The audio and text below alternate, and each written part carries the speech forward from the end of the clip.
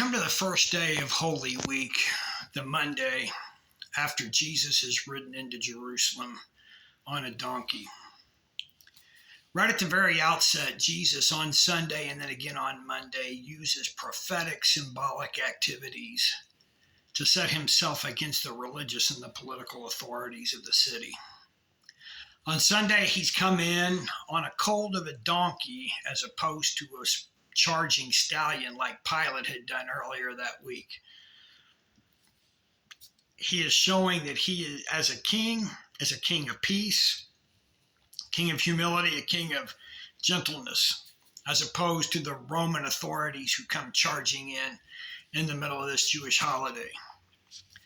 And then on Monday, he performs two symbolic acts, one much more explicit than the other. In Mark chapter 11, we're told that Jesus and the disciples were leaving Bethany and that Jesus was hungry. And as he was walking by a fig tree, he went to find out if it had any fruit. When he reached it, he found nothing but leaves, because it was not the season for figs. Then he said to the tree, "May no one ever eat from you again." And his disciples heard him say it. Now, at first glance, that sounds like Jesus knew there wasn't going to be any fruit.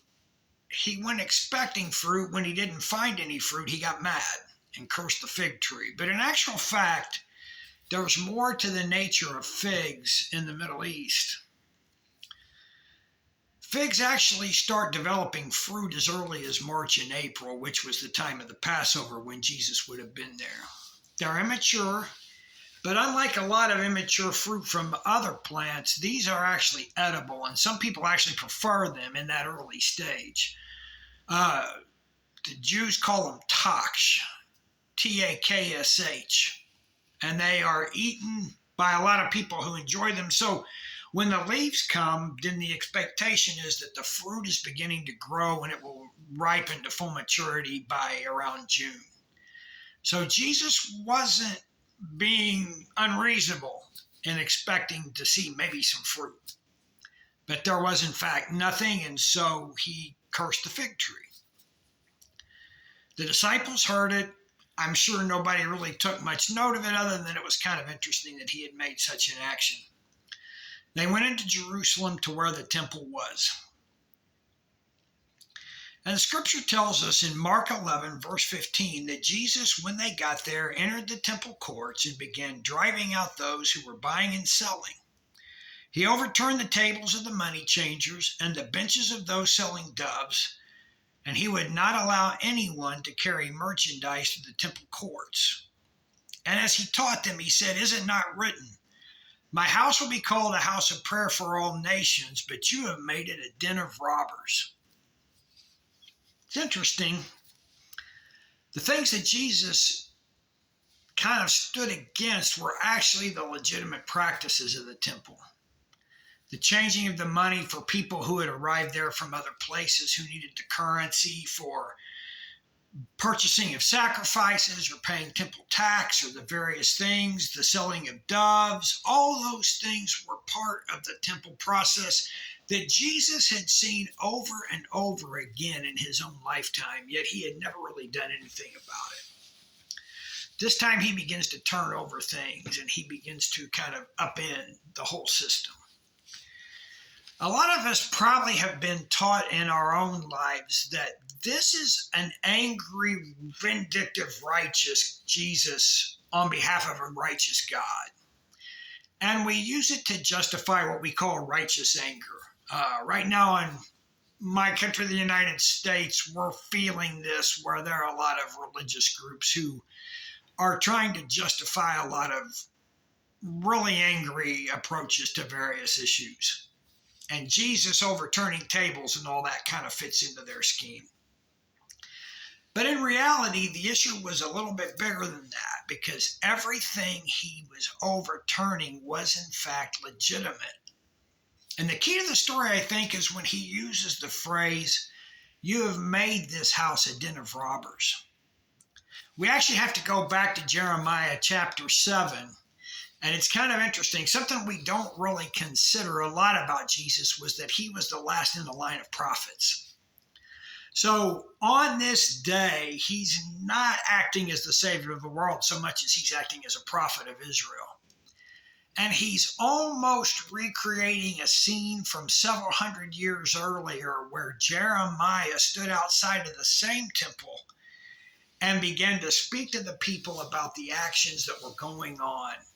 He used a phrase that was used a lot by the people, that this is the temple of the Lord, the temple of the Lord, the temple of the Lord. In other words, this is our safe space.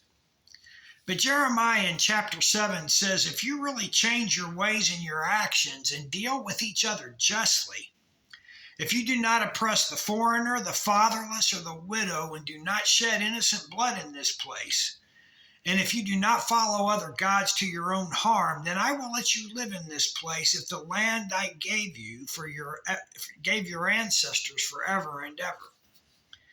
Then Jeremiah asked this question, has this house which bears my name become a den of robbers to you? But I have been watching, declares the Lord.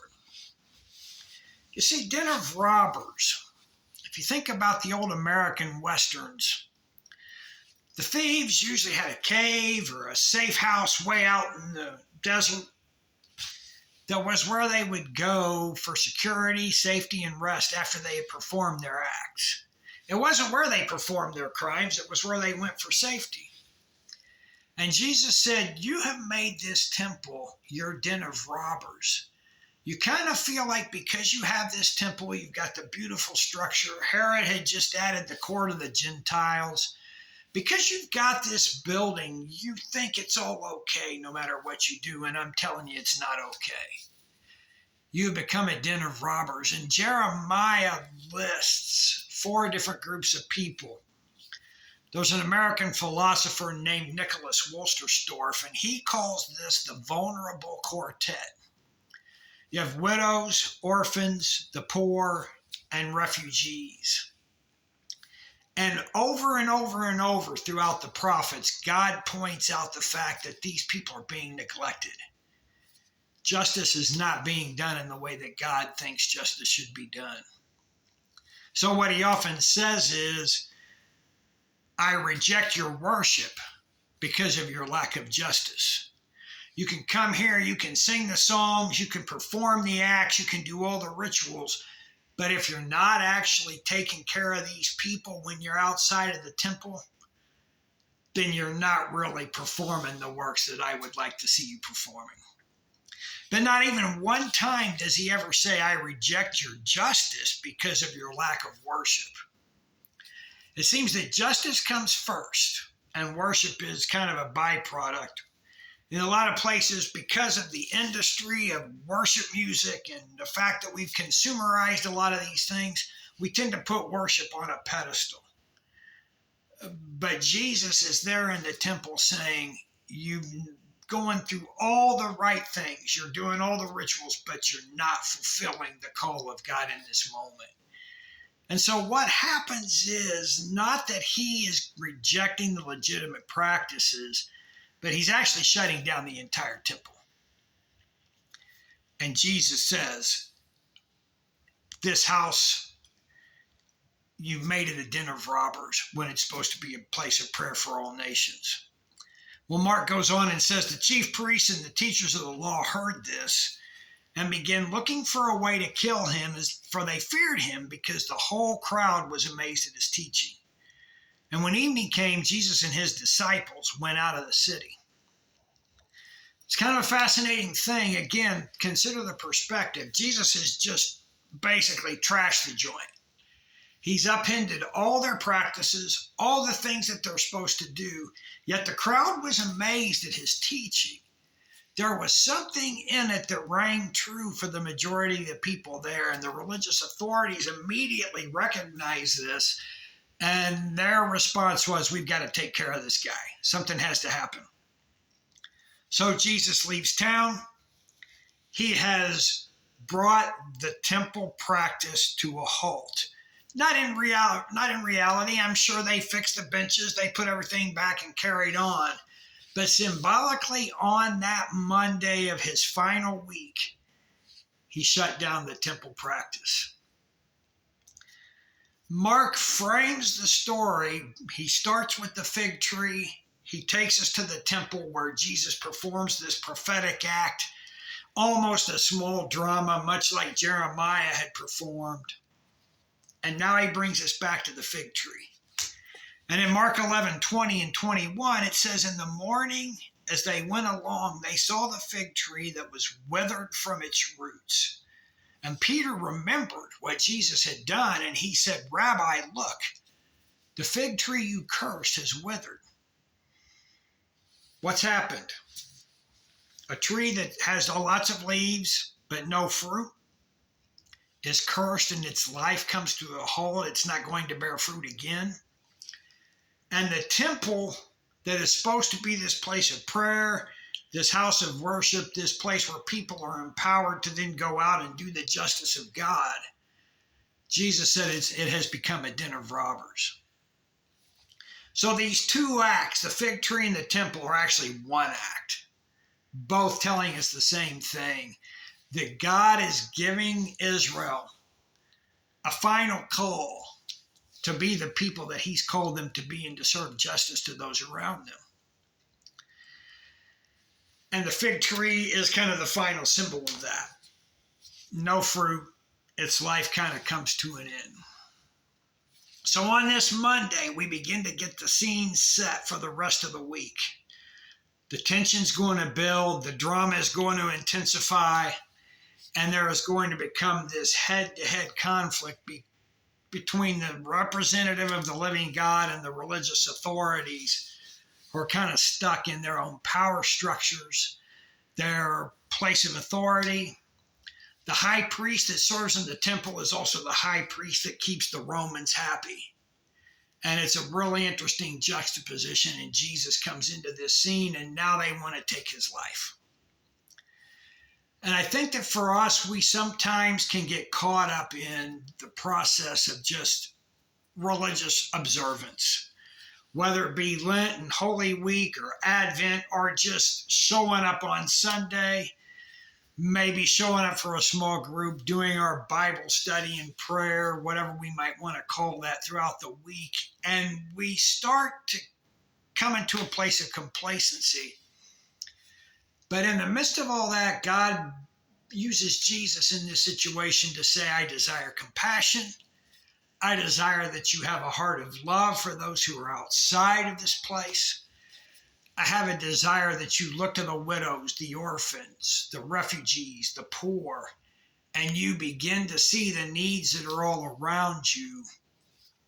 And in seeing those needs, you begin to understand the heart of God. So as we're entering into Holy Week, I would encourage you to take a moment and think through what that might look like in your own life. Maybe it's a next door neighbor, a family member, people down the street, a group of young people that hang out on the corner, whatever it might be. What are ways that you can begin to show the love, compassion, and the care of the justice of God? Because Jesus makes it very clear that more than the worship, more than the ritual, more than the activities, what kind of justice are we serving? How are we helping people to see the forgiveness and the mercy of God in their own lives and situations? And as we come into the first parts of this week, Jesus immediately calls us to this. And we can begin to look forward to what that might mean for us as we start to move into this time where we're going to hit a point of high tension and full conflict, and the story begins to build.